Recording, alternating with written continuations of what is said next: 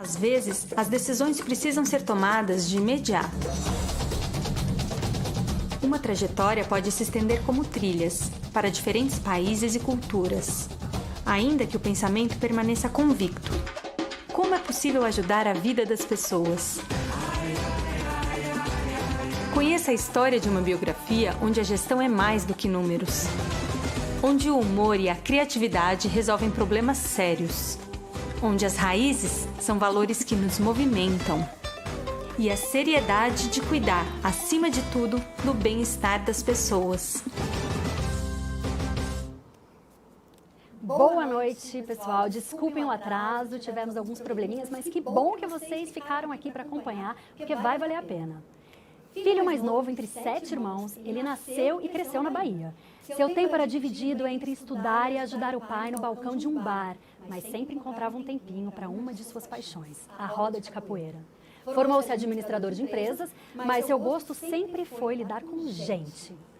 Tornou-se então gestor de pessoas e deu início a uma longa jornada.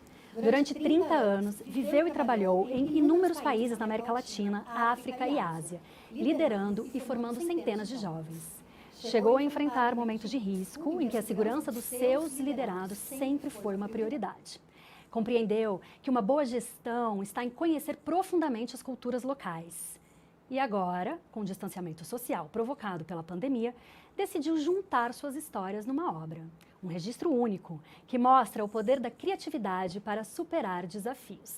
Estamos aqui com Genésio Lemos Couto.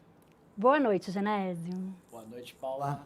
E se eu tivesse que fazer um meme amanhã na rede social, ia ser com a própria situação que a gente viveu aqui agora, de gestão. Eu acho que a gente tem que pegar pelo outro ponto.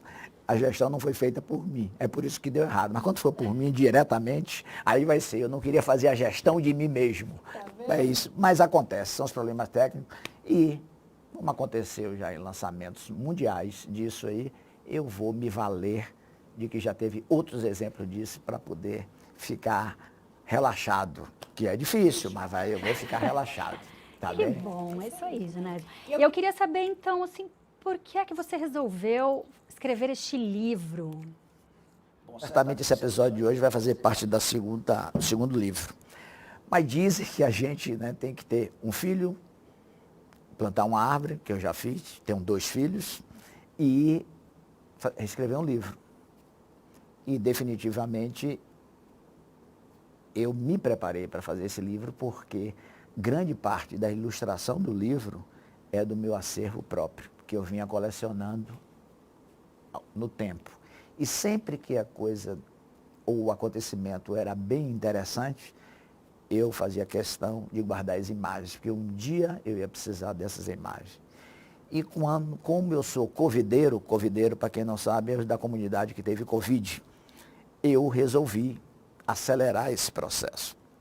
E algumas pessoas tiveram uma participação importante disso em incentivar e dizer, não, você vai adiante que você é um escritor.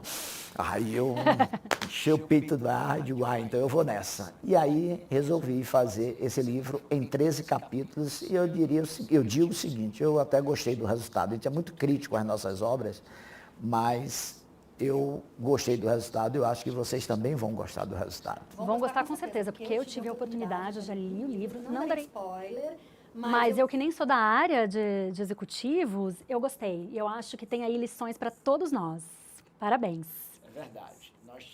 Nós estamos previsto com 6 convidados que, mesmo que os problemas técnicos que tiveram, que nós não conseguimos conectar, se até o final eles não conseguirem entrar, eu vou relatar quem são os convidados e que teve a presença frustrada os deuses da tecnologia ou da comunicação, sei lá o que, ou até não vou dizer o negativo não, mas que frustrou a presença deles aqui, né, nessa live. Talvez daqui a pouco eles entrem no meio de surpresa, às vezes é só um suspense que a gente vai fazer. Mas eu estou curiosa, eu quero te fazer algumas perguntas então. Como é que é esse desafio de você unir uma carreira de um executivo de alto escalão com família? Olha, realmente é um grande desafio para qualquer carreira executiva você conciliar isso. Eu tive sorte, porque a minha parceira, minha esposa, Ângela, ela abraçou minha carreira. E na vida de expatriação, eu sempre disse o seguinte: você não pode ter duas carreiras entre um casal. Um é carreira e o outro é emprego. Se você for se dar para viajar pelo mundo ou ir aonde a carreira aponta. Então, um emprego não é que vai deixar de trabalhar o cônjuge, mas o que é mais interessante, fica a carreira e acompanha. E o emprego é que pode ter oportunidade de desenvolver o seu trabalho em qualquer momento, em qualquer lugar que esteja. E foi realmente momentos difíceis. E por minha esposa ter abdicado da carreira dela e abraçado a minha carreira, isso facilitou e muito. O que não acontece com todos. E outra coisa, tem que ter um equilíbrio. Tem aí uma linha tênue entre a família e a carreira. E eu sou filho de caçula de 7 irmãos. E eu sempre gostei de aprender com o erro dos outros. Esse é o aprendizado mais barato que eu encontrei na minha vida, para olhar para o lado, ver o erro e não repetir. Seja com par, seja com superior. E eu comecei a praticar isso com meus irmãos. Quando meu irmão fazia alguma coisa errada, o meu pai e minha mãe puxavam a orelha no bom sentido, porque eles não batiam, eles reclamavam e levavam a sério. Eu disse assim: eu não vou por aquele caminho, eu vou por esse caminho aqui diferente. E eu via casais que não conseguiam ter esse equilíbrio, ou da esposa ou do esposo. E aí refletia nenhum problema. E eu acho que eu superei isso porque eu namorei 7 anos com minha esposa e estou há 42 anos casado. Então isso parece que aprovei. Eu consegui dar esse equilíbrio, mas foi muito olhando os outros que tinham alguns problemas e que se excediam no trabalho. E eu tentava dar esse equilíbrio. E isso já é uma característica para um bom executivo, você diria, ser observador? Não. Você tem que ser observador, não só de si mesmo, mas observador do que você está em volta. Porque, como eu disse, é um aprendizado. Se você vê os erros dos outros e você não querer repetir, é muito bom. E ter também um sentido apurado para avaliar as situações e trazer para si as coisas boas. Muito bom. E assim, quais os grandes dilemas da carreira de executivo, que você poderia contar alguns? Olha, tem alguns, mas eu vou trazer uma na questão da primeira oportunidade de expatriação. Eu tinha 9 meses na empresa e fui designado para um trabalho no exterior de 3 meses. Eu tinha que ir sozinho. Primeiro foi o dilema: como eu não vou querer ir sozinho? E se ele estiver assistindo, ele vai se lembrar dessa conversa. E era um vice-presidente de recursos humanos, e eu 9 meses de empresa, com medo de dizer não, mas eu não queria sair sem minha família. Como era um curto espaço de tempo para você expatriar, a empresa alegava: você ir com família, com filho, é um custo muito alto para 3 meses. E aí na mesa, aí veio a criatividade da argumentação. Não sei se era fundo de verdade, mas eu usei essa argumentação. E eu disse: eu não posso ir sozinho. Eu não tenho maturidade sexual para ficar 3 meses sem a minha família e sem a minha esposa. Vai dar problema no meu casamento. E aí ele topou. Ele topou, me deixou, e esses 3 meses foram uns 15 anos. Eu tinha razão no meu fundo, né? Tá vendo? Confiou em Tinha, você. e os 3 meses que era, não foi bem 3 meses. Era para resolver 3 meses, mas eu fiquei 15 anos fora do Brasil. E aí, isso está bastante relatado no seu livro. Como é que você vê a diferença de como era feito a expatriação na época que você foi e atualmente? Hoje está muito mudado, e hoje a expatriação existe, mas é muito menor intensidade em relação ao Brasil, ao que foi há 30 anos atrás. Hoje as empresas procuram muito mais se desenvolver as pessoas locais para que atuem, tá certo, de forma local, com a visão global. Mudou muito esse sentido, e eu tive a felicidade de acompanhar toda essa mudança de que ocorreu e eu vivi dentro dessa mudança, desde o início e a evolução que foi. E tem um capítulo interessante no livro sobre isso. Então não vamos falar mais, né? Não pode, vocês, não, senão o vocês pessoal vai comprem perder o o livro. interesse por Exatamente. isso. E tenho fiquem certeza sabendo. que muitos deles vão se encaixar e vão ver que aquilo pode ter sido escrito com base na experiência de cada um que está me vendo aí. Sim, até porque eu também estou tirando informações do livro que eu li, da nossa conversa aqui. Você é um homem muito atualizado, que você está sempre com jovens, né? Você trabalhou sempre muito com jovens, formando jovens. E eu acho que esse é o lado. Esse é o lado que você se renova a cada momento. Primeiro o seguinte, trabalhar com a diversidade. E você aceitar e refletir a diversidade e não questionar ela. E a minha sorte de trabalhar com jovens, porque principalmente o da geração Y para cá, são muito questionadores. Eu tive liderados que me fizeram crescer bastante pelo questionamento. E o questionamento, primeiro, faz você refletir e faz você fundamentar e conceituar aquilo que você pensou. E às vezes o questionamento é importante e você volta atrás e vai.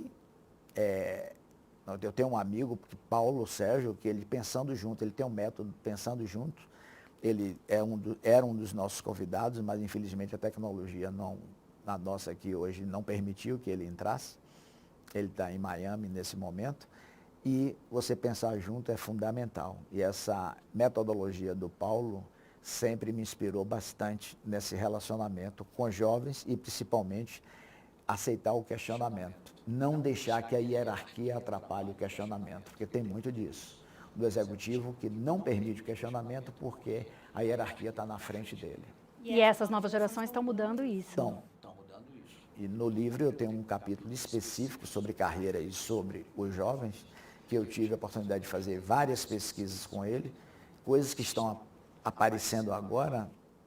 Há 10 anos atrás já havia esse questionamento de como, diria 10 anos, precisamente 10 anos atrás, esses jovens já questionavam algumas coisas hoje que está sendo até como modelo e obrigatoriedade das empresas na relação do emprego e na relação com jovens e com os jovens há mais tempo, são aqueles mais maduros.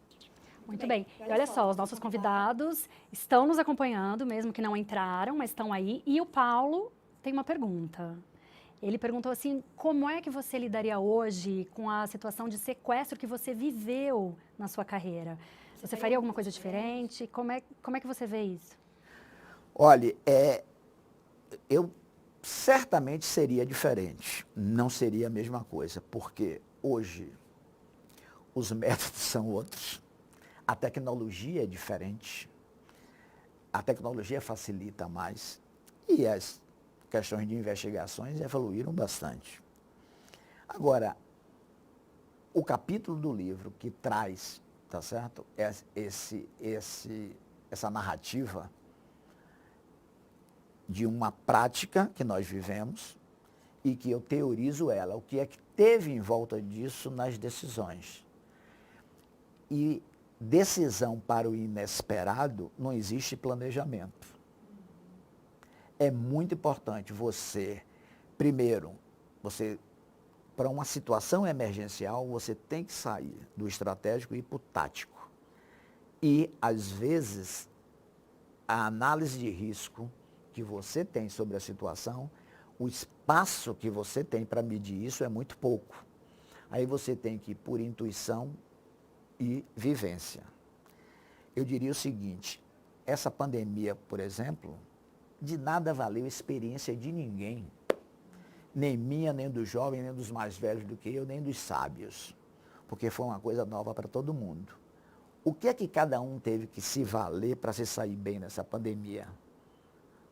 Eu falo no mundo corporativo e no mundo empresarial. A vivência, para analisar o momento e decidir o que fazer naquela situação, seja como líder, seja como analista, seja como coordenador, ou seja como executor de alguma tarefa. Mas a vivência puxou para você fazer isso. fazer bem. E eu diria, Paulo, com essa questão aí do sequestro hoje, certamente seria diferente, porque a tecnologia está mais favorável do que na década de 90, que eu narro bem essa experiência. E isso encaixa também, que você fala que ser gestor é um trabalho que envolve lidar com vidas e patrimônio, e a gente falando aqui do sequestro, lidar com vidas e como você resolve, como é que você lida com essa pressão no trabalho? A pressão geral de ser gestor? Olha, você decidir sob pressão é bom, tá certo? É bom, porque primeiro que você lhe tira da zona de conforto. E quando a pessoa não tem uma pressão, ela relaxa. Eu tenho por mim, quando eu não sou pressionado, eu pressiono a mim mesmo. E no livro a gente vê várias situações em que você teve que decidir por pressão. Você tem a pressão do acompanhamento, a pressão do prazo, ou a pressão de decidir pela vida de pessoas. Aí é o difícil. E eu tive uma situação contra mim e que eu neguei, de uma decisão que eu tinha que decidir sobre a vida das pessoas. E eu, na verdade, eu fugi dessa missão, mas também dei uma solução para aonde eu poderia contribuir mais e ser mais seguro. E outras pessoas poderiam fazer isso. Essa narrativa eu acho que eu consegui botar no papel e trazer para uma teoria que também deu liga, tá certo, no livro para vários outros capítulos. Falando em melhoria, estou pescando você aqui. Como é que você vê atualmente o compromisso das empresas com o social?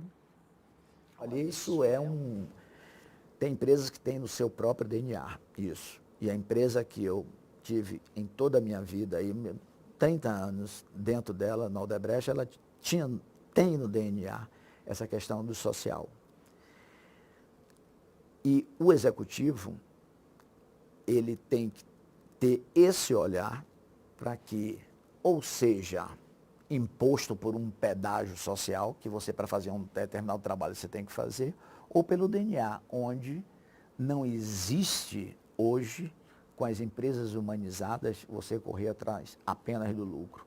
Você tem que dar ao ecossistema um retorno para que isso flua. E isso hoje, o que era do DNA, hoje é obrigado. Hoje o ESG, que traz essa sigla em inglês, que traz como obrigatoriedade para as empresas, está muito bem retratado em 2 ou 3 capítulos de como atuar de forma natural, se aproximando da comunidade e desenvolvendo ela. E o executivo, às vezes, para ter a sua própria paz de espírito, vem com o voluntariado, onde eu tive a oportunidade em várias de ter o social corporativo e o social voluntário, que é o executivo, ele como pessoa física, não como PJ representando uma empresa, mas ele como pessoa física, ele ser esse voluntário para fazer o bem à comunidade. Então você vê que atualmente as empresas têm maior responsabilidade tanto no social? É um requisito. É um requisito hoje. É um requisito da sociedade e das instituições financeiras que traz com que a empresa tenha essa questão ambiental, social e de governança na sua trajetória empresarial e nos seus resultados. E como é que você prevê a relação do governo com a sociedade dentro deste panorama da relação com o social, das empresas estarem abertas a isso?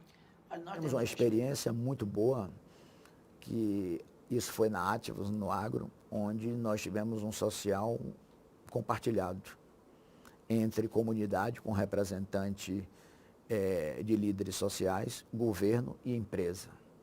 E deu resultado magnífico. E a gente traz o livro traz alguns toques de humor que a gente olha determinadas situações e consegue tirar o humor disso. Tem até Nelson e de Rodrigues, lição. Viu? Ele cita até Nelson Rodrigues. É maravilhoso esse livro, estou falando.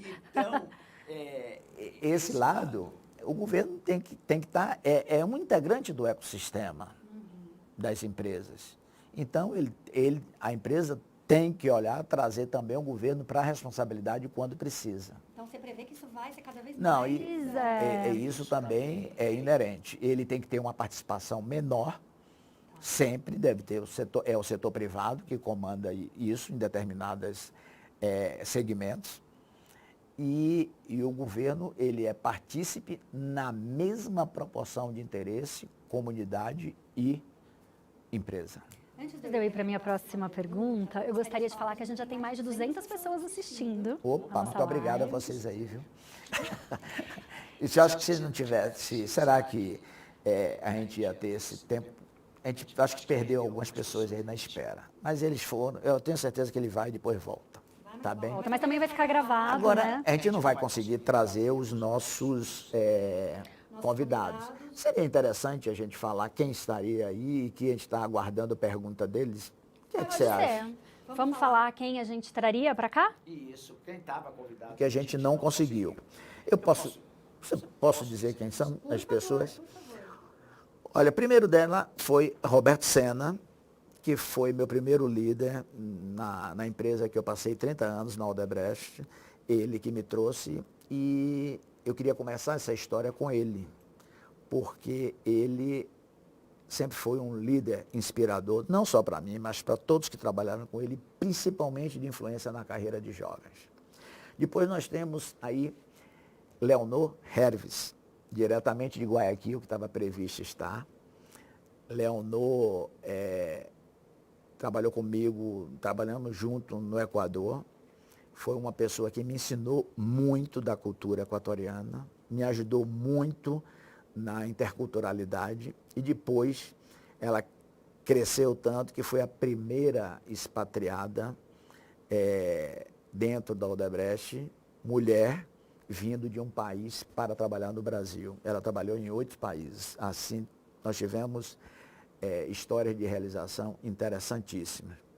Nós temos aí também como convidado, que infelizmente, Ângela, eu não aprendi com o Instituto Planos, tá vendo? Se tivesse, a gente tinha feito essa live com toda aqueles glamour que você faz. Do Instituto Planos, Ângelo Veiga é um especialista em cultura empresarial. Nós trabalhamos juntos em determinado momento e ele abriu o Instituto Planos há 15 anos atrás, uma pessoa de grande valor que poderia estar aqui contribuindo bastante com esse número. O Paulo Sérgio Rosa, que está em Miami, é meu guru da comunicação, me ensinou tudo de comunicação empresarial, e principalmente na comunicação com as massas, foi com ele, infelizmente não vai estar aqui, é o criador da metodologia Pensando Juntos. Joana foi minha par, e na Ativos, ela participou da diretoria, era diretora jurídica e eu era o diretor de recursos humanos e comunicação. E é uma advogada admirável. Ela não é advogada que dá não a todas as ações de executivos, não. Ela orienta como diminuir risco e como fazer as coisas possíveis dentro da gestão. Então, é uma advogada brilhante e que eu aprendi muito com ela. Às vezes a gente tinha entre tapas e beijos nas reuniões, mas sempre pelo que era certo, né, Joana? Uma pena que você não esteja aqui, mas eu vou aguardar uma pergunta de você aqui, tá bem? E dos 6, agora, um especial, Jefferson Abrams, que é o prefaciador, fez o prefácio do livro, é um amigo que nós nos conquistamos, e Jeff é do FESA Group, vice-presidente, é um baiano por escolha, tem o seu recanto lá na Praia do Forte, onde é o seu refúgio, vamos dizer assim. E o Jeffrey também, infelizmente, aí não está presente por essa questão tecnológica. Mas olha só, tem uma pergunta que chegou aqui pela tecnologia, hein? A Joana quer saber, de todos os países que você já morou, qual deles você moraria de novo ou gostou mais? Olha, eu sempre dizia o seguinte, quando eu trabalhar num país, eu não quero mais voltar nele para trabalhar. Ah, você fala isso? Eu sempre disse assim. Só para passear? Só para ver os amigos e passear. mas eu acho que aí fica mais fácil, tá certo? Fazer isso. Apesar de que eu sempre dizia isso, mas eu fui para o Equador e depois voltei para o Equador. Entendi. E eu, na verdade, Joana, no livro eu tenho uma parte que eu digo assim, a gente roda o mundo, mas a gente quer voltar sempre para a Bahia. A gente quer voltar sempre para Salvador. Salvador é que tem que ser o recanto da gente, de quem é baiano, e de voltar lá. Agora, se dissesse mesmo assim, você voltaria para onde? Sem dúvida, era Equador. Assim como Angola, deixei muitos amigos também no Equador, amigos que eu me relaciono até hoje. E se ele estiver me ouvindo, vou dar um alô para ele aí, que eu sei que ele está. É um amigo da alma, Estevam Michelena, e a própria Leonor, que é uma amiga minha, mas o Estevam não trabalhou na empresa, era uma amizade que eu fiz e que eu cultivo muito até hoje. Muito bom. E a própria Joana ainda perguntou sobre a questão da pandemia, home office. Você acha que veio para ficar? Veio para ficar, mas tem que ser uma forma diferente. É o flexível mesmo, é um mix. Porque se perde a interação definitivamente. As sociedades não são mais as mesmas. As relações ficam mais frias. Precisamos do cafezinho para interagir. Nós precisamos do colega para estimular uma nova ideia para cada um. Às vezes não é ensinar nem nada, uma simples palavra dá um clique e vem uma solução. Então o home office, eu desenvolvi uma palestra até que eu fiz, o Ângelo me deu essa oportunidade de fazer e o Damiano também, sobre liderar à distância. Tem sabedoria para liderar à distância, não é fácil. E outra, não deixa o home office do jeito que a gente está hoje, a solidão corporativa vai fazer um dano muito grande e vai ser a próxima enfermidade do trabalho, o isolamento. O isolamento não, a solidão corporativa. Muito bem. Agora eu queria entrar num assunto polêmico. Posso? Pode. Sindicato. Você teve muita experiência e você pode falar para a gente como é que você vê essa relação de sindicato e empresas? Também lá desses 30 anos, acompanhando esses 30 anos da sua carreira.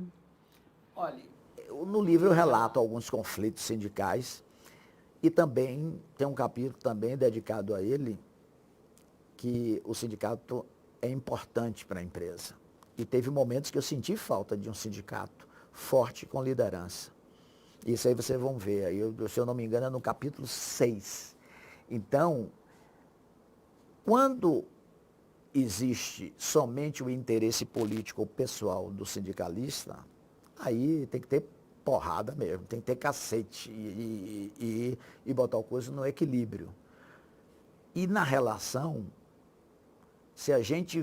Qual é o objetivo principal do sindicato? É o empregado.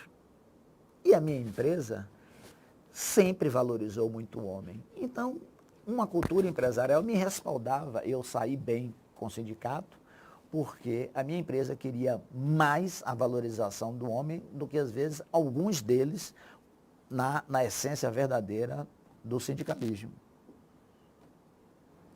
E o sindicalismo hoje também tem que se rever a sua forma de ser e a sua forma de atuar, apesar de que perdeu força, principalmente no Brasil, e é uma tendência mundial, com a legislação de 2017, houve uma mudança muito grande. Também não é a mesma forma do que era 20, 10, 3 anos atrás, 4 anos atrás. A coisa mudou muito e ele tem que se reinventar, e as relações que valoriza o homem dentro da empresa, essa aí cada vez mais se fortalece e fortalece o sentimento do engajamento e pertencimento do empregado com a empresa a qual defende e a qual se desenvolve juntos. Não foi, tá vendo? Esse homem é maravilhoso. Olha, eu vim aqui com polêmica, achando que a gente ia ter polêmica, ele resolve tudo. Brincadeira à parte. O Roberto mandou uma... Perdi aqui. O Roberto mandou uma pergunta pra gente. Ele já trabalhou com você. Já foi meu líder. Meu líder, 2 vezes. E aí, ele pediu para você comentar como é que você acha, qual é o legado que os jovens deixam e também um recado que você daria para o jovem que está entrando neste mercado. Olha, a primeira pergunta é o quê? O legado dos jovens. Como é que você acha que, que os jovens trazem para o mercado de positivo? Olha, uma das grandes coisas hoje é o seguinte, o jovem, ele escolhe a empresa que ele quer. Salvo, às vezes, o primeiro emprego, ele não escolhe, ele vai na primeira oportunidade que tem. Mas hoje, como a atração de jovens saindo da universidade tem um leque muito grande de empresas fazendo isso, ele aí tem a escolha dele. E essa escolha tem a ver com o propósito da empresa e com o propósito do próprio jovem. A questão de que a gente ouve muito falar dos antigos, os jovens de hoje não vestem a camisa da empresa como nós vestíamos antigamente. Não é nada disso. Continua da mesma forma, mas as relações têm que mudar e o ajuste das empresas de como dar essa oportunidade de crescimento para eles é que mudou. Eu, apesar dessa idade, já fui jovem. Vocês viram até na foto ali que eu também já fui revolucionário e às vezes queria revolucionar o mundo na mesa do jantar ou na mesa do almoço em casa, sendo caçula. E aí, hoje também a forma é diferente, continua da mesma forma. O que as empresas têm que se ajustar é a forma de tratar a carreira desses jovens. Os jovens não têm mais a paciência de tanto tempo em um mesmo cargo ou numa mesma posição. Tem que abrir a janela do crescimento para as pessoas. E muitas empresas tiveram mudanças, teve um turnover muito alto durante a pandemia, porque o distanciamento às vezes deixava o jovem com o silêncio e ele ficava imaginando, principalmente aqueles líderes que não acompanhavam ou não mantinham um diálogo com seus jovens ou diariamente ou a cada 2 dias, na frequência que fosse necessária. E aí o jovem ficava na janela da oportunidade do mercado. E muitas empresas, como renovou também o seu quadro como justificativa de uma pandemia, e aí o turnover aumentou porque ele foi buscar sangue novo para um novo momento. E os jovens, é o seguinte, vocês continuem fazendo as suas escolhas, mas o que fizer, faça com determinação. Faça aproveitando o crescimento da sua empresa, do seu espaço, para que você abra o caminho. E eu sempre digo, uma carreira não é feita de trilhos, são feitas de trilhas. E na minha vida profissional, eu tive muitas trilhas, tive que dar 2 passos atrás, às vezes, para retomar o crescimento dentro dela. Tá Maravilha. Bem? Não sei, Roberto, se eu lhe respondi a pergunta aí, tá? Mas é esse aí o que eu dou. E você que é um especialista, tá certo, em abrir o caminho e abrir a cabeça dos jovens para esse crescimento. E Leonor mandou uma pergunta. Ela pediu para você comentar sobre o encontro de jovens latinos-americanos lá em Barcelona. Essa foi uma experiência interessante. Em 2008, a América, ao contrário da Europa, a África e a América Latina estava com um crescimento muito grande. E a Europa a crise bateu na porta em 2008. E aí começou a faltar emprego, principalmente para os expatriados latinos que estavam na Europa. E aí, conversando com a equipe, Leonor participou disso, a gente fez um recrutamento de jovens latinos que quisessem voltar para os seus países. E nessa época eu era vice-presidente da América Latina e Angola na área de recursos humanos. E não vou dar tanto spoiler não, tá? Nós fizemos e foi muito legal esse encontro e tá essa narrativa de como foi, como aconteceu e o que a gente ouvia dos jovens. Nós recebemos 2.000 currículos para esse recrutamento e fizemos uma peneira e tivemos com 200. Aí o resultado você vê lá no livro. Tá bem, Leonor? Você leu o livro, Leonor, porque eu mandei para os meus convidados o livro antes. Aí não foi um livro, foi um boneco de que eu aprovei a impressão, o livro entrou na gráfica ontem. É importante dizer que o livro só vai estar à venda a partir do dia 15 de dezembro. Ontem, na segunda-feira, nós aprovamos para entrar na impressão. Então, olha, vocês podem ver aí, 15 de dezembro é que ele estará em venda nas plataformas, na plataforma online da editora Fontenelle, no Amazon e outros também que vão, daqui para lá, a editora vai colocar o livro físico e o livro digital para vender, que vocês poderão receber em casa. Muito bem. E Joana Batista está aqui perguntando, como é que você vê o desafio das empresas, da gestão das empresas em relação à geração Z? Linguagem diferente, né? É uma forma diferente e o seguinte, e as empresas abrirem o espaço para que elas cresçam. A geração Z é essa que a gente vem no momento da pandemia, que também vai influenciar muito no comportamento que tinha de tendência para essa geração. As coisas não estão mais fáceis como antes. E esse novo normal, tá bem que ninguém sabe igualmente essa doença, o Covid, que me perdoe a comunidade científica, mas ninguém sabe de nada. Agora, cada dia é uma forma de encarar, é um diagnóstico diferente, é mais restritivo, é mais aberto. Então, a mesma coisa, essa geração Z vai ter que se amoldar e algumas coisas, vai perder aquela tendência que vinha da geração dela. Isso vai tolir um pouquinho a espontaneidade de acontecimento da geração Z. Ela tem que se adaptar juntamente, como todos nós, a um novo modo. E assim como as empresas, nós vamos ter que aprender juntos e a vivência aí vai ajudar bastante, tá certo? Nessa gestão dessa nova geração e dessa nova forma de atuar das empresas com os seus colaboradores, integrantes, empregados, funcionários, como a empresa queira denominar. Então, Jeffrey está mandando pergunta. Opa, seria um dos Jeffrey. nossos convidados, é um dos nossos convidados que está aí acompanhando. Uma honra, eu realmente me encantei. Quando eu li, me emocionei umas 2 vezes o prefácio do Jeffrey. Ele realmente foi muito generoso comigo. Então, ele pediu para você falar que ele fica impressionado como você é um homem que se reinventa muito rápido, com uma certa facilidade. E aí ele falou assim, a capoeira, que você é praticante, te ajuda? Qual é o papel da capoeira nessa sua facilidade de reinvenção?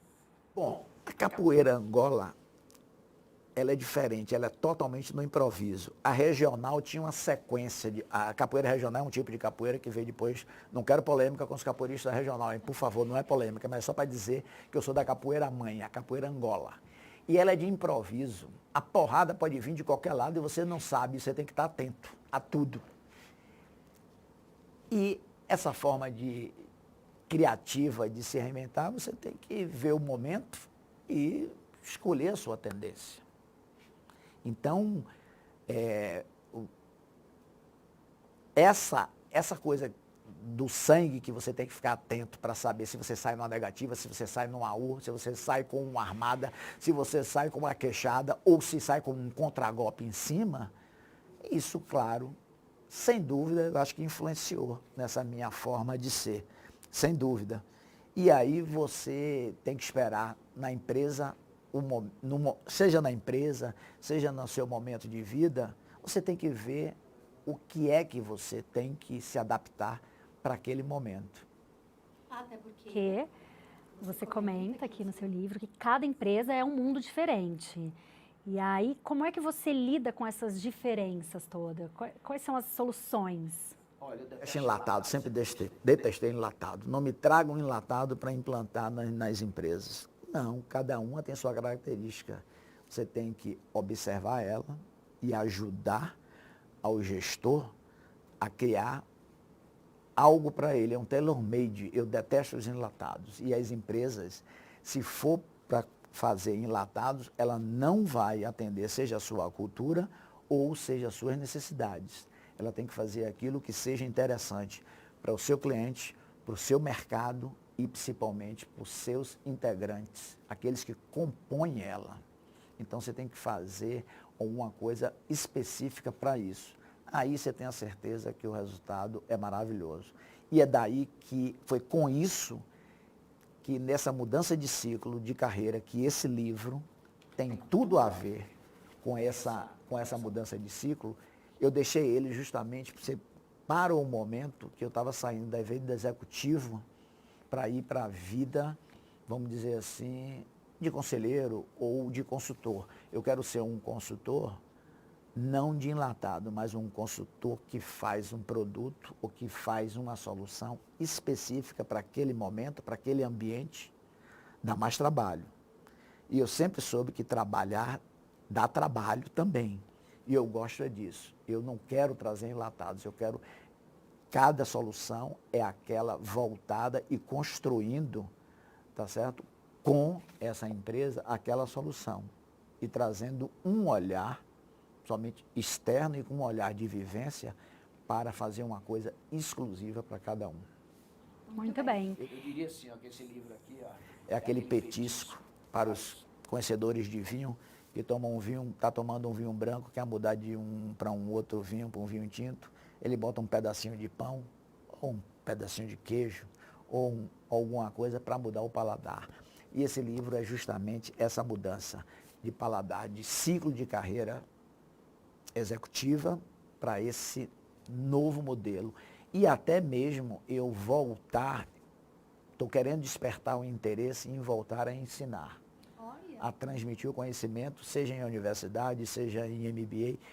E agora que eu vou ter mais tempo para isso e essa liberdade, eu quero também contribuir com essa formação, Roberto, que você comentou, dar essa contribuição na formação daqueles jovens que estão ainda no banco da universidade ou na tela online da universidade. Tá vendo? Estamos fazendo isso aqui nessa live também. Por isso, leiam um livro. Como bem disse Jeffrey, esse homem se reinventa com uma facilidade incrível. Então, leia um livro que vale a pena. Bom, Ângelo Vieira, que também... Ângelo Veiga, me perdoe, Ângelo, desculpa. Obrigada pela correção. Ângelo Veiga, que é um dos nossos também convidados, disse que primeiro quer te falar que amou ler o livro, que ele se vê em quase todas ali as situações com você, e daí ele quer que você comente em qual dos lugares que você foi, que foi implantado a TEL, que mais funcionou.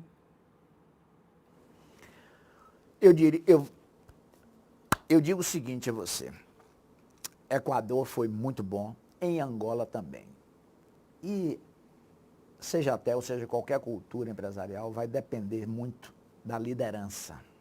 A liderança destrói ou faz crescer o pertencimento das pessoas. A cultura é uma bússola para uma liderança. E aí você tem chefe, tem líderes.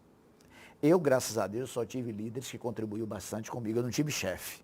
Aliás, se eu tive algum chefe em algum momento, eu regulei ele virou líder rapidinho. Tá? Mas eu tive essa felicidade de só ter tido líderes. E aí digo, a Angola teve uma aceitação muito boa, teve um engajamento muito grande. O Equador nem se fala. Foi, eu diria assim, foi o que mais incorporou, porque o Equador foi o país que mais teve expatriados depois dos brasileiros nos países onde nós atuávamos. Então, foi, assim, uma absorção deles, eles acreditavam e tiveram um crescimento, muitos nisso aí, em relação a essa crença na tecnologia. E em Angola nós tivemos também amigos especiais e integrantes especiais que tiveram incorporado essa cultura também, organizacional, essa cultura empresarial. Nossos convidados aqui estão participando. Paulo traz outra coisa polêmica. Olha a pergunta do Paulo. Ele quer que você comente o que fazer com os acomodados da organização que não podem ser mandados embora. Olha, a resposta, Paulo, aí eu vou fazer uma propaganda do seu livro. Leia O Líder Sem Cérebro. É esse aí. O líder sem cérebro, esse do acomodado. Os acomodados, ele não tem culpa. Culpa é a liderança que deixa os acomodados nas empresas. é a coragem de fazer a ruptura. E aí, nós temos aí vários exemplos que a gente, apesar de a disrupção ser uma palavra nova, mas a nossa forma de desenvolver as pessoas, e que eu experimentei, foi uma disruptura total na forma de educar e qualificar as pessoas. Isso está em alguns capítulos. Ao longo todo do livro está essas disrupturas na formação de pessoas e que, por exemplo, comecei essa disruptura trabalhando conjuntamente com Leonor, nisso no Equador. Então, e se não há uma absorção dessa qualificação, você já vê que tem uma acomodação aí. E as pessoas acomodadas, às vezes o resultado da empresa permite, e às vezes o resultado da empresa não permite ter pessoas acomodadas nela. E aí o acomodado, que me perdoe, vai ficar na rua da amargura sempre. E tem mais, você tem que se cobrar constantemente.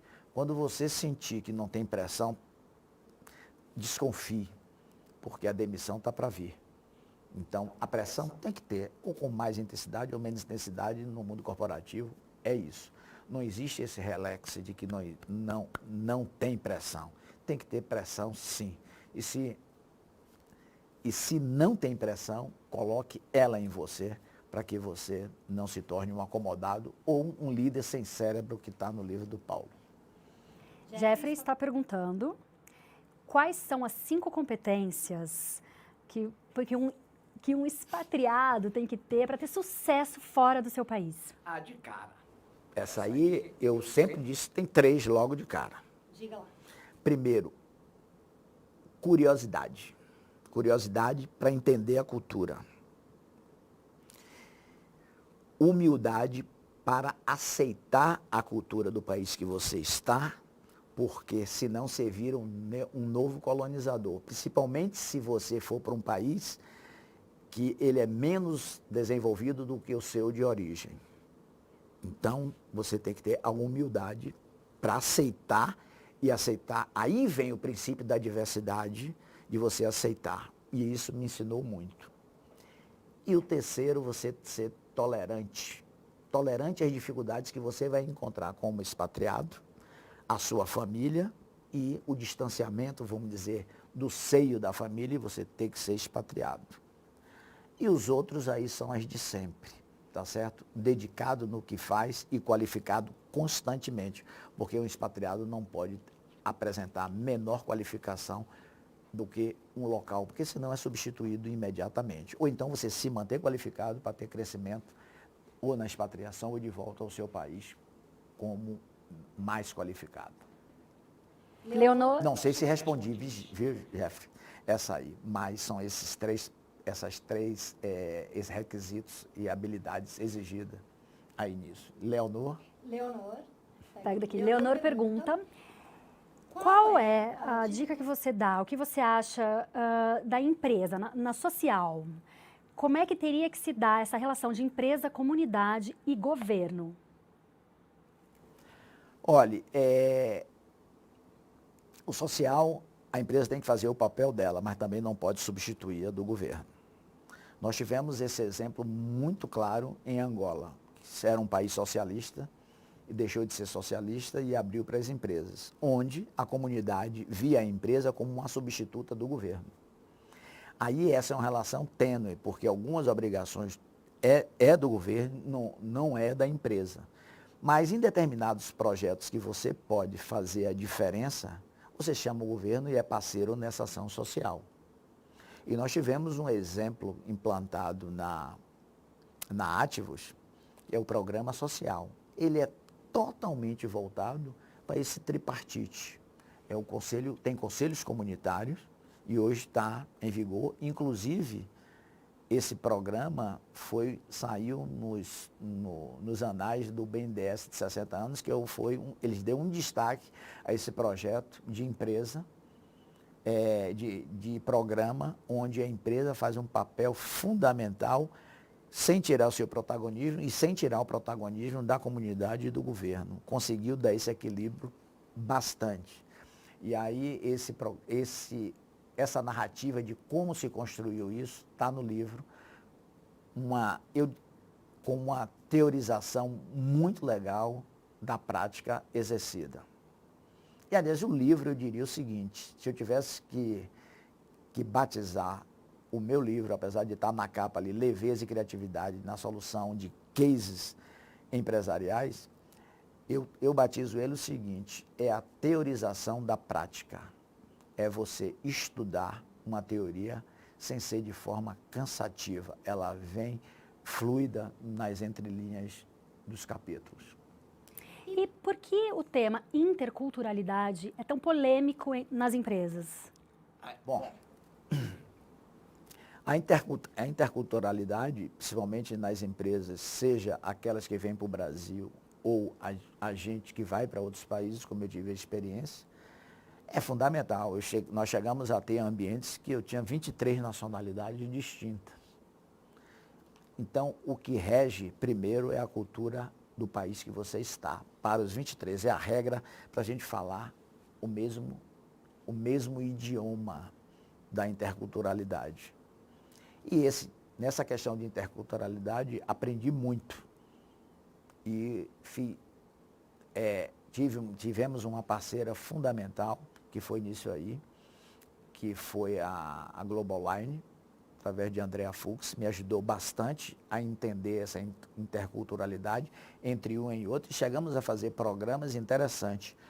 Como liderar, por exemplo, um angolano e como um angolano se adaptar a uma liderança brasileira. Então, nós fizemos esse encontro dessas duas, vamos dizer assim, características para que conseguisse alcançar os resultados que a empresa esperava e que o país também esperava. E quais são 5 erros que as empresas cometem neste assunto? Bom, esse aí eu não vou dar esse spoiler, não. Ele vai ter que ler o livro. Ótimo. Esse aí não tem jeito. Esse aí, se eu der, aí nem precisa mais pegar o livro, nem ler o capítulo. Então, no capítulo, tem 2 capítulos dedicados a isso aí, nem precisa ir lá. Então, Paula, essa aí eu não vou responder, não. Tá bom. Por favor, pular. Vamos pular essa. Ok, então eu vou para uma pergunta do Jeffrey. Tá bom? Ele pediu, que foi no Agro que vocês se conheceram, né? Exatamente. E ele pediu para você comentar de um episódio específico que tinham mulheres em cima de uma colheitadeira e você foi falar, acho que de machismo, mas aí não era bem isso, porque você percebeu que a cultura lá era outra? Como é que foi isso? Não. Por exemplo, a questão do gênero, eu realmente nunca me preocupei com isso, porque eu trabalhei sempre com mulheres, já tive liderado a mulher. Aliás, interessante, meu primeiro emprego, eu tive uma liderança mulher. E minha última vida de executiva, eu também tive uma liderança mulher. Então, nem eu rejeito líder mulheres, e nem liderado mulheres, e nem pares mulheres. E no agro era interessante porque nós tivemos uma atuação nas Novas Fronteiras, quando foi criada, então, a ETH pelo Grupo Odebrecht. E quando nós chegamos nas Novas Fronteiras, a força de trabalho masculina já tinha saído da cidade, porque não tinha aquecimento na economia. E nós tivemos que fazer um treinamento na comunidade para as mulheres. E o interessante é que nós íamos a culto, pedíamos apoio a pastor e aos padres, que na missa ou no culto fizessem um recrutamento das mulheres. E as mulheres que eram manicure, caixa de padaria, atendentes de supermercado, trocaram os seus empregos para pilotar, vamos dizer assim, pilotar um equipamento de R$930 mil, que era uma colhedora. Qualificamos ela. E aí nós chegamos a ter 24% de mulheres na operação, de algumas unidades no Mato Grosso do Sul e em Goiás. E aí tem casos interessantes dessa situação, que às vezes a gente vem com a cabeça de outro mundo, porque interculturalidade não é só entre países, não, é entre estados. Nós temos um país continental, onde eu falar na Bahia aqui que você está elegante, e que você é uma pessoa legal, estou falando aqui, mas na Bahia pode dizer assim, ó, Paulo é porreta, muda totalmente as questões, que pode parecer até um palavrão, mas é um autoelogio, é um grande elogio. E aí, o que a gente tem que entender é que às vezes a gente não pode ir com um modelo sobre a equidade de gênero ou o pensamento dessa questão da atuação da mulher para determinados estados. E aí está lá num capítulo, na descrição do mundo agro, quando eu saio da área da construção e vou para o mundo agro, que é também um aprendizado, e isso, um aprendizado que faz a gente se renovar, Jeffrey, a cada momento e se reinventar para entender a interculturalidade e saber atuar dentro disso. Nós não conseguimos trazer, estamos a 1h30, não é? Já são 8h30. Acho que... nós estamos com quantos ainda na live agora? Qual é o número? Já teremos nossa informação, mas então, só para terminar, Jeffrey aqui não para de fazer perguntas. Jeffrey está com a gente participando e eu acho que é uma pergunta boa, olha eu aqui achando. Ele quer saber qual foi sua maior tristeza na vida profissional, sua maior alegria e qual é o sentido da palavra confiança. Caramba, Jeffrey, vamos começar pela última, confiança. Eu aprendi com a própria cultura empresarial, de qual me regeu por tanto tempo. O Dr. Norberto Odebrecht sempre dizia o seguinte: numa relação entre líder e liderado, você primeiro, isso é para os dois lados, para o líder ou para o liderado. Primeiro você tem que ter a disciplina de atuação. Ou a disciplina hierárquica, ou a disciplina de você fazer cumprir. Porque você atua com a disciplina, você ganha o respeito da pessoa. E depois que você ganha o respeito com a continuidade disso, você ganha a confiança. E isso foi sempre nas minhas relações, também foi essa. É a disciplina de se conhecer, o respeito pela pessoa, seja de qual seja o credo dela, tá certo? E depois a gente ganha confiança, aí as coisas ficam mais fáceis e bem de acontecer. E qual foi o outro que ele perguntou? Quer saber a sua maior tristeza e depois também a sua maior alegria. Olha, interessante o seguinte, eu fui convocado há 1 ano atrás para deixar a área de pessoas e trabalhar, dar um foco no que a empresa estava precisando, que era na área de suprimentos e na área de TI. A gente tinha migrado de uma plataforma para o SAP, mas para isso, para eu ter essa nova carga de delegação, eu tinha que deixar a área de recursos humanos. Mas não foi uma tristeza. Eu vou dizer o que foi a alegria. Naquele momento, em setembro de 2019, que eu deixava a área de pessoas, coincidentemente, nós tivemos um reconhecimento à empresa e, logicamente, eu era o gestor da 4ª melhor de gestão de carreiras do Brasil em empresas acima de 7.000 empregados. E nós ficamos em 4º lugar. Em 4º lugar de uma empresa agro, num mundo que está em inteira transformação. Eu digo com certeza que eu participei eu dei contribuições para essa transformação, eu e minha empresa, respaldado por uma cultura empresarial. E foi minha maior alegria que naquele momento que eu deixava uma coisa que eu trabalhei toda a minha vida, deixava de ser recursos humanos e passava a ter mais uma delegação processual e tecnológica, deixava. Aí eu disse, eu vou ser um gestor de recursos humanos da minha própria equipe, que eu tinha 20 liderados e passei a ter, do dia para a noite, 78 liderados. Eu digo, então eu vou ser o recursos humanos da minha própria equipe, sempre que eu fui, agora em número maior.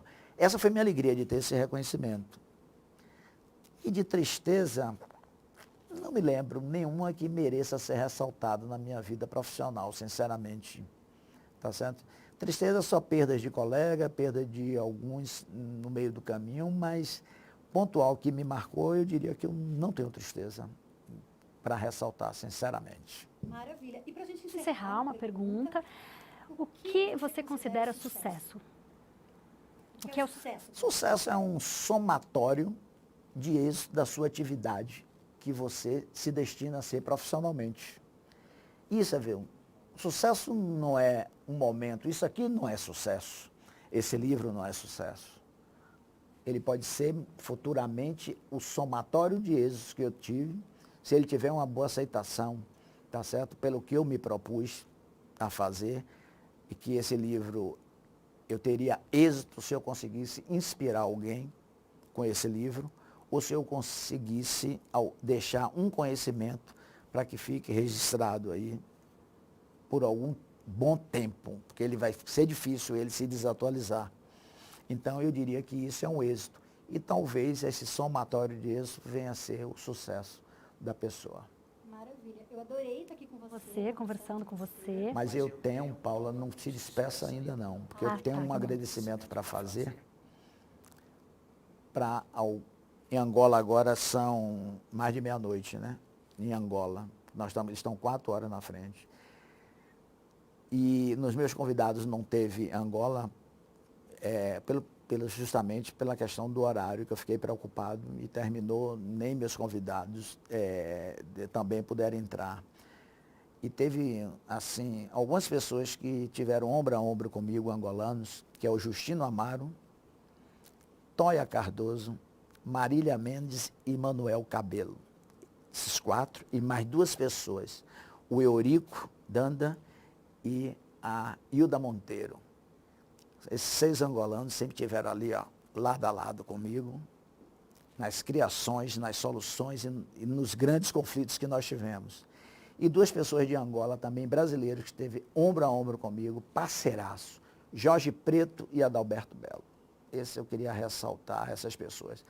O Equador já foi homenageado aqui, meus amigos e meus queridos ex-liderados e colegas, por Leonor Herves, que infelizmente a gente teve esse problema aí tecnológico, mas que estaria sendo homenageado através da Leonor. Foram os 2 países que eu realmente residi, que levei maior tempo. E aí fala pra gente, onde é que estará o seu livro para venda? Quando sai? Olha, o livro vai estar à venda na plataforma da editora, da Publicações Fontenelle. Eu na época, vou informar pela rede social bastante isso aí. E antes também eu quero fazer uma menção do seguinte. Durante a pandemia, surgiu uma ideia de um amigo hoje, que é o Lúcio Júnior. Ele criou uma plataforma com distanciamento. Os executivos ficaram dispersos. Não tinha mais um happy hour, não tinha mais um café. E o distanciamento fez essa ruptura do relacionamento. E o Lúcio Júnior liderou um processo de uma criação de plataforma Open Mind Brasil, onde começou a reunir muitos executivos, e isso tomou uma posição tão importante no mundo executivo, que virou uma plataforma de relacionamento profissional. É a maior plataforma de relacionamento profissional do Brasil. E eu, honradamente, participei desde o início, junto com o Lúcio Júnior. Isso surgiu em março e abril desse ano, na plataforma, e uma ideia que não foi uma ideia não planejada, mas foi uma ideia com endereçamento certo para congregar os executivos nessa troca de ideias, troca de informação. E são executivos celebres do Brasil. Hoje essa plataforma já tomou dimensões intercontinental, já temos representantes da Europa, da Ásia e das Américas. E eu tenho a honra de participar do Open Mind Brasil. Parabéns, Lúcio, parabéns a todos nós que fazemos parte aí do Open Mind Brasil. E, adicionalmente, o Lúcio me convidou para ser conselheiro do Open Mind, que eu exerço de forma voluntária, todos nós, com muita honra, e é prazeroso demais estar no Open Mind Brasil. Maravilha. Então vamos agradecer a todo mundo que acompanhou esse bate-papo, vai ficar gravado para quem quiser ver depois. Obrigado aos convidados que infelizmente não puderam estar aqui, assim, participando mais ativamente, mas mandaram perguntas. E obrigado a você, parabéns pelo livro. Estou muito feliz de estar aqui tendo essa conversa. Obrigado, Paula, a você pela condução. nesse improviso, você tirou de letra tudo. A gente perdeu todo o planejado, mas esse é o bom, tá bem? Decidir, tá certo? No inesperado. E você foi brilhante, eu lhe agradeço imensamente também. Com pressão. Isso aí. Com pressão. Fizemos com pressão. Porque eu estava dando pressão pelo microfone aqui, até abandonei o celular porque eu já estava a ponto de explodir. Mas mais um aprendizado que eu tive hoje com a tecnologia e certamente meu amigo Kiko também teve um grande aprendizado aí disso hoje. Tá bem? É isso, obrigado, parabéns. Tá, boa noite, pessoal. Obrigado aí. Desculpe mais uma vez. Boa noite. Às vezes, as decisões precisam ser tomadas de imediato. Uma trajetória pode se estender como trilhas, para diferentes países e culturas, ainda que o pensamento permaneça convicto. Como é possível ajudar a vida das pessoas? Conheça a história de uma biografia onde a gestão é mais do que números. Onde o humor e a criatividade resolvem problemas sérios. Onde as raízes são valores que nos movimentam. E a seriedade de cuidar, acima de tudo, do bem-estar das pessoas.